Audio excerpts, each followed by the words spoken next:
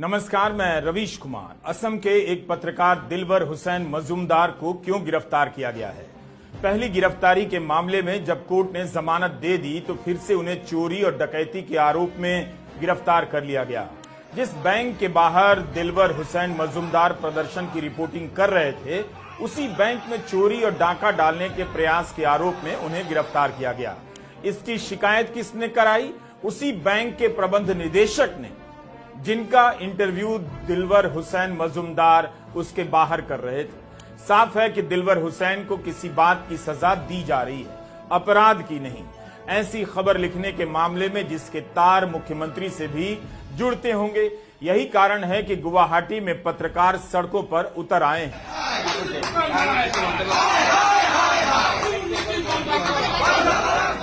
हताशा के इस दौर में यह देखना भी हौसला देता है कि गुवाहाटी के पत्रकार दिलवर हुसैन मजूमदार की गिरफ्तारी के विरोध में तगड़ा प्रदर्शन कर रहे हैं, मानव श्रृंखलाएं बना रहे हैं, थाने तक मार्च कर रहे हैं।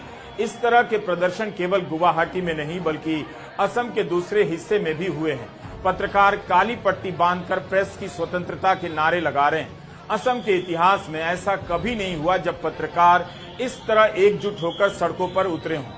द वायर के लिए लिखने वाली पत्रकार संगीता बरुआ पिशारोती ने लिखा है कि इस तरह का प्रदर्शन असम में पहले नहीं देखा गया, रेयर है। छत्तीसगढ़ के पत्रकार मुकेश चंद्राकर की हत्या को लेकर वहां के पत्रकारों ने भी घनघोर आंदोलन किया, लेकिन असम का आंदोलन जोरदार बताया जा रहा है। यूपी के सीतापुर में दैनिक जागरण के पत्रकार राघवेंद्र वाजपेयी की हत्या कर दी गई। क्या आपने सुना कि जागरण के पत्रकारों ने सड़कों पर मार्च किया हो? दिल्ली में प्रेस क्लब ऑफ इंडिया से लेकर एडिटर्स गिल्ड ऑफ इंडिया ने दिलवर हुसैन मजूमदार की गिरफ्तारी की निंदा की, लेकिन एक हताशा घर करती जा रही है कि निंदा से भी कुछ नहीं हो रहा। गिरफ्तारियां रुक नहीं रही, हत्याएं रुक नहीं रही। असम के ये पत्रकार एकजुट होकर अपने अधिकारों के लिए लड़ रहे हैं। गुवाहाटी प्रेस क्लब की अध्यक्ष सुष्मिता गोस्वामी ने कहा है कि पत्रकारों का प्रदर्शन तब तक जारी रहेगा जब तक दिलवर को रिहा नहीं किया जाएगा। दिलवर के अरेस्ट के खिलाफ एक आंदोलन की घोषणा की है और हम चाहते हैं कि पत्रकार के साथ साथ बाकी लोग भी, ये गणतंत्र डेमोक्रेटिक लोग भी, ये जर्नलिस्ट का जो फ्रीडम ऑफ एक्सप्रेशन है, मीडिया फ्रीडम जो है, मीडिया फ्रीडम को काट करने के जो साजिश है, इसको डिफीट करने के लिए ये इस प्रोटेस्ट में शामिल होंगे। कुछ दिन पहले आसाम में सत्तारूढ़ भाजपा के प्रदेश अध्यक्ष दिलीप सैकिया ने द क्रॉस करेंट के दिए गए एक बयान में ये आशा व्यक्त की कि ये क्रॉस करेंट में मीडिया की एक शक्तिशाली आवाज बनेगा और उन्हें ये समाचार पोर्टल के दर्शकों के भी पूर्ण सहयोग की भी मांग की। सैकिया ने कहा था कि मीडिया में नकारात्मक खबरें उनके पार्टी को आत्मनिरीक्षण करने में मदद करती है, लेकिन उन्होंने उम्मीद जताई कि ये समाचार पोर्टल राज्य के प्रगति के लिए हिमंत विश्व शर्मा सरकार ने जो कार्य के भी वो सपोर्ट में प्रमोट करके वो न्यूज पब्लिश करेंगे। और वरिष्ठ पत्रकार को ये मानना है कि दिलवर हुसैन मजूमदार की गिरफ्तारी को क्रॉस करेंट की भूमिका को लेकर सैकिया और मुख्यमंत्री शर्मा के बीच मतभेदों के एक नतीजा मानते हैं ये लोग। तो आगे जर्नलिस्ट हम दिलवर हुसैन मजूमदार की और जर्नलिस्ट फ्रीडम कार्ड करने की जो साजिश की है, इसके खिलाफ हम अपना आवाज उठाते रहेंगे। यह वीडियो केवल असम के पत्रकारों के लिए नहीं है, आप सभी के लिए है, उनके लिए भी जो कोऑपरेटिव बैंकों में पैसा रखते हैं। हम आगे बताएंगे कि हाल के दिनों में कैसे कोऑपरेटिव बैंकों के खिलाफ रिजर्व बैंक ने एक्शन लिया है। तो अगर पत्रकार खबर लिख देगा या सवाल पूछ देगा तो क्या उसे जेल भेज दिया जाएगा? आपको समझना होगा कि सरकारों को यूट्यूबरों से क्यों दिक्कत होने लगी है, क्योंकि गोदी मीडिया के जरिए खबरों पर पूरा कंट्रोल कायम किया जा चुका है। यूट्यूबर ही सरकार से सवाल पूछ रहे हैं, इसलिए उन पर यह हमला हो रहा है। इस वीडियो का संदर्भ बहुत बड़ा है, इसलिए आप इसे देखिए और समझने का प्रयास कीजिए कि देश में क्या होने जा रहा है। 25 मार्च को दिलवर हुसैन मजूमदार को गिरफ्तार कर लिया गया। दिलवर एक वेब पोर्टल क्रॉस करंट के लिए काम करते हैं, जिसका इसी नाम से एक यूट्यूब चैनल भी है। पहली गिरफ्तारी के मामले में दिलवर को जमानत देते हुए कोर्ट की टिप्पणी बता रही है कि देश भर में बार बार सुप्रीम कोर्ट से फटकार पाने के बाद भी पुलिस अब भी वही खेल खेल रही है। दिलवर हुसैन मजूमदार के मामले में जमानत देते हुए कामरूप के एडिशनल चीफ जुडिशियल मजिस्ट्रेट अपने आदेश में कहते हैं कि मेरा मानना है कि जांच अधिकारी गिरफ्तारी का बचाव नहीं कर पा रहे हैं। पीड़ित के बयान और गिरफ्तारी के आधार में कोई तालमेल नहीं है। पीड़ित ने यह नहीं कहा कि आरोपी ने उसे या उसके समुदाय को लेकर किसी अपमानजनक भाषा का इस्तेमाल किया है। इससे पता चलता है कि यह गिरफ्तारी कानून का दुरुपयोग है। यह कानून अनुसूचित जाति और जनजाति के संरक्षण के लिए बनाया गया है, न कि गलत आधार पर गिरफ्तारी के लिए। तो कामरूप के अतिरिक्त चीफ जुडिशियल मजिस्ट्रेट का यह बयान सब कुछ साफ कर देता है। किसी तरह पत्रकार को जेल में डालना था तो जेल में डाल दिया गया, लेकिन इसके बाद दिलवर हुसैन को चोरी और डकैती के मामले में गिरफ्तार किया जाता है।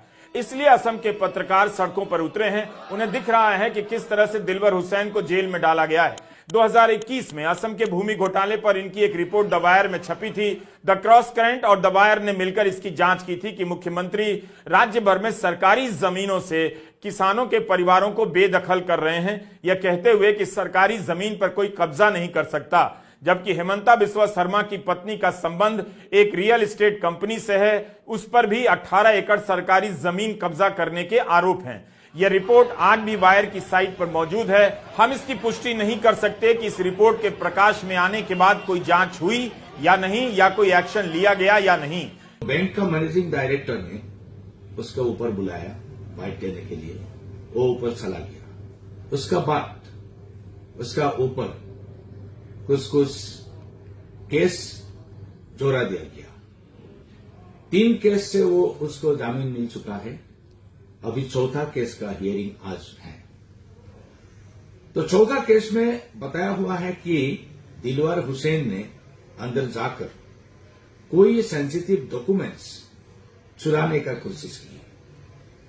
तो मेरा सवाल यह है, अगर दिलवर हुसैन ने ऐसा गलती की तो बैंक का हर इंच सीसीटीवी कैमरा का मॉनिटर है, तो बैंक अथॉरिटी उन्हें बाहर लेके आई है वो उस फुटेज को जो दिलवर हुसैन ने ये गलती किया। मेरा उम्मीद है कि दिलवर हुसैन ने ये सब कुछ नहीं किया था। जबरदस्त उसका ऊपर ये जो फॉल्स एलिगेशन लगाया हुआ है, ये सरकार ने बहुत गलती किया। मैं सरकार को ये आह्वान करता हूं कि जल्द से जल्द दिलवर हुसैन को रिहा किया जाए। क्या यह संयोग है कि दिलवर हुसैन मजूमदार की नई रिपोर्ट भी एक ऐसे बैंक के बारे में है जिसके निदेशक मुख्यमंत्री हेमंता बिस्वा शर्मा ही हैं? द क्रॉस करंट की वो खबर क्या थी जिसके बाद दिलवर हुसैन को दूसरे मामले में जेल में भेजा गया, वह भी थोड़ा जान लीजिए। 25 मार्च को दिलवर की एक खबर द क्रॉस करंट पर प्रकाशित होती है, जिसमें असम कोऑपरेटिव एपेक्स बैंक के प्रबंध निदेशक दोमबारू सैकिया से कई सवाल पूछे जाते हैं। दिलवर इसी बैंक के बाहर से रिपोर्टिंग कर रहे थे, क्योंकि बैंक के गुवाहाटी मुख्यालय के बाहर इसके कर्मचारियों का प्रदर्शन चल रहा था। इस प्रदर्शन में राजनीतिक संगठन असम जातीय परिषद की युवा इकाई भी शामिल थी। आरोप लगा रही थी कि बैंक में कथित रूप से करोड़ों की अनियमितता हुई है। इस बैंक के निदेशक असम के मुख्यमंत्री हैं और बीजेपी के विधायक विश्वजीत फुकन इसके चेयरमैन हैं। कोऑपरेटिव बैंक में कथित रूप से धांधली हुई है, यह सुनकर तो सबसे पहले भारत सरकार के कोऑपरेटिव मंत्री अमित शाह को फोन करना चाहिए था कि तुरंत इसकी जांच की जाए, रिजर्व बैंक को एक्शन लेना चाहिए था, लेकिन गिरफ्तार कर लिया गया एक पत्रकार। आरोप क्या लगा?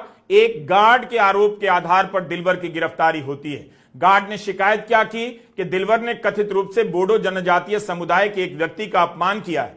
किस व्यक्ति का अपमान किया है वो शिकायत में नहीं है, उसका नाम नहीं। द हिंदू अखबार ने लिखा है कि यह स्पष्ट नहीं कि जिसका अपमान हुआ वह बैंक का कर्मचारी है या कोई और, मगर दिलवर हुसैन पर अनुसूचित जाति और जनजाति अधिनियम का उल्लंघन करने सहित विभिन्न आरोपों के तहत केस दर्ज कर दिया गया। द वायर ने लिखा है कि दिलवर प्रदर्शन की रिपोर्टिंग कर रहे थे, वहां से उन्हें पान बाजार पुलिस थाना बुलाया जाता है और गिरफ्तारी हो जाती है। आधी रात को उनके दोस्तों और परिवार को सूचित किया गया कि उन्हें SC/ST एट्रोसिटीज एक्ट के तहत गिरफ्तार किया गया है। उनकी पत्नी को कागज के टुकड़े पर लिखकर वह लाइन दे दी गई जो कथित रूप से दिलवर ने बोडो समुदाय के आदमी से कही थी। हमने आपको इस वीडियो के शुरू में ही बताया कि एडिशनल चीफ जुडिशियल मजिस्ट्रेट ने इस मामले में दिलवर हुसैन को जमानत देते हुए कहा कि कानून का दुरुपयोग हुआ है। जांच अधिकारी गिरफ्तारी का बचाव तक नहीं कर सके। क्या यह साफ नहीं कि पत्रकार को फिक्स किया जा रहा है, उसे खबर लिखने की सजा दी जा रही है। 25 मार्च को गिरफ्तारी होती है, 26 को जमानत मिलती है, लेकिन 27 को दूसरे मामले में अरेस्ट कर लिया जाता है। इस बार आरोप लगाया जाता है कि उन्होंने अवैध तरीके से बैंक में प्रवेश किया, दस्तावेज चुराने की कोशिश की, बैंक के काम को रोका और कर्मचारियों को धमकी दी। एक मामले में जमानत मिलने के बाद पुलिस को ख्याल आता है दूसरी शिकायत में गिरफ्तारी कर लेनी चाहिए। इंडियन एक्सप्रेस की यह रिपोर्ट देखिए। असम के मुख्यमंत्री हिमंता बिस्वा शर्मा कहते हैं कि दिलवर को पत्रकारिता से संबंधित मामले में गिरफ्तार नहीं किया गया है। उनके खिलाफ 2-3 मामले हैं, वे सभी में गिरफ्तार किए जाएंगे, चाहे तो जमानत ले सकते हैं। एक्सप्रेस में मुख्यमंत्री का जिस तरह से बयान छपा है, क्या आपको हैरान नहीं करता? क्या आपने देखा कि एडिशनल जुडिशियल मजिस्ट्रेट ने क्या कहा कि दिलवर हुसैन के खिलाफ पुलिस सबूत नहीं दे पाई, गिरफ्तारी का बचाव नहीं कर पाई और कानून का दुरुपयोग हुआ? तब भी मुख्यमंत्री बचाव कर रहे हैं कि दिलवर के खिलाफ कई केस हैं, गिरफ्तारी होगी। सवाल तो यही है कि कानून का दुरुपयोग कर अगर केस दायर किया जा रहा है तो उसकी सजा किसे मिलनी चाहिए? असम के मुख्यमंत्री ने ट्विटर पर भी लिखा है कि मेरे ध्यान में यह बात आई है कि कुछ मीडिया हाउस ने खबर छापी है कि असम पुलिस द्वारा एक पत्रकार की गिरफ्तारी की गई है। मैं साफ कर देना चाहता हूं कि असम पुलिस ने हाल के समय में किसी पत्रकार को गिरफ्तार नहीं किया है। मुख्यमंत्री हिमंता बिस्वा शर्मा जिस पोर्टल को मीडिया नहीं मानते, जिस रिपोर्टर को पत्रकार नहीं मानते कि उसे मान्यता नहीं है, उसी पोर्टल के बारे में बीजेपी के प्रदेश अध्यक्ष दिलीप सैकिया कहते हैं कि आप अच्छा काम कर रहे हैं, क्रॉस करंट अच्छा काम कर रहा है, और दिलीप सैकिया उस पोर्टल को इंटरव्यू भी देते हैं। दिलवर हुसैन मजूमदार पत्रकार भी हैं और वकालत भी करते हैं। गुवाहाटी प्रेस क्लब के सहायक महासचिव हैं। दिलवर हुसैन जिस द क्रॉस करंट के लिए रिपोर्टिंग कर रहे थे, उसके यूट्यूब पर करीब 2.5 लाख सब्सक्राइबर हैं। इस चैनल पर 29,000 से अधिक वीडियो हैं और रिपोर्ट हैं। फिर भी इसके पत्रकार को मुख्यमंत्री पत्रकार नहीं मानते।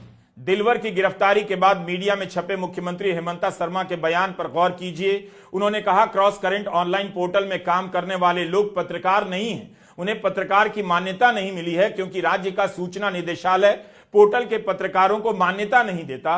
तो क्या अब पत्रकार वही कहलाएगा जिसे सूचना निदेशालय मान्यता देगा, जिसके पास राज्य सरकार का दिया हुआ पहचान पत्र होगा, जिसके पोर्टल को सरकार विज्ञापन देगी? जिसके पास यह सब नहीं होगा, क्या वह पत्रकार नहीं कहलाएगा? यह कब से मानक हो गया? हिमंता बिस्वा शर्मा कहते हैं कि दिलवर मान्यता प्राप्त रिपोर्टर नहीं है क्योंकि सरकार प्रिंट और इलेक्ट्रॉनिक मीडिया को ही आई कार्ड देती है। यह कैसा तर्क है? भारत के प्रधानमंत्री नरेंद्र मोदी यूट्यूबर को बुलाकर इंटरव्यू देते हैं, उनके मंत्री पॉडकास्टर को इंटरव्यू देते हैं। प्रधानमंत्री मोदी ने भी पॉडकास्टर को इंटरव्यू दिए हैं। नेशनल क्रिएटर अवार्ड में यूट्यूबर को पुरस्कार दिए गए। क्या उनके पास किसी सरकार का आई कार्ड था? यह कहां लिखा है कि सूचना विभाग से जिसे मान्यता नहीं होगी वह पत्रकार नहीं होगा और पत्रकारिता नहीं कर सकता? तो मुख्यमंत्री के हिसाब से अगर इनके पास मान्यता नहीं है तो क्या ये पत्रकार नहीं है? फिर प्रधानमंत्री इन्हें क्या समझकर इंटरव्यू दे रहे हैं? लोकसभा चुनाव से पहले दिल्ली के भारत मंडपम में सैकड़ों यूट्यूबर को क्यों बुलाया गया? उन्हें सम्मानित क्यों किया गया?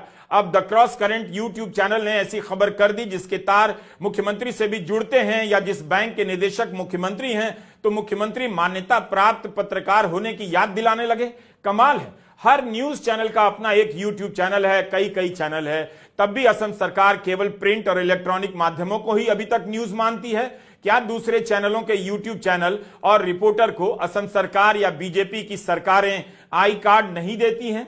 अब तो पार्टियों के सांसद राहुल गांधी हो या आम आदमी पार्टी के विधायक सौरभ भारद्वाज हो, यूट्यूब चैनल बनाकर पत्रकारिता कर रहे हैं। उन्हें किसने आई कार्ड जारी किया?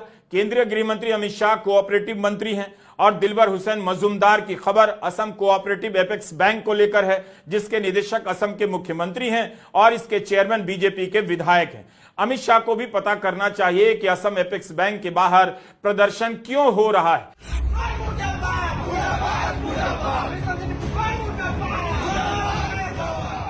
ये तमाम खबरें कोऑपरेटिव बैंक के बाहर हो रहे प्रदर्शनों की हैं। इस प्रदर्शन की खबरें छप रही हैं और यह राजनीतिक मुद्दा भी है। इस बैंक में कथित रूप से 20 करोड़ रुपए के घोटाले के आरोप लग रहे हैं। 25 तारीख से प्रदर्शनकारी उच्च स्तरीय जांच की मांग कर रहे हैं, प्रदर्शन पर डटे हुए हैं। दिलवर हुसैन मजूमदार ने रिपोर्टिंग के दौरान कई सवाल पूछ दिए, जिस इंटरव्यू के बाद दिलवर को पुलिस द्वारा पूछताछ के लिए बुलाया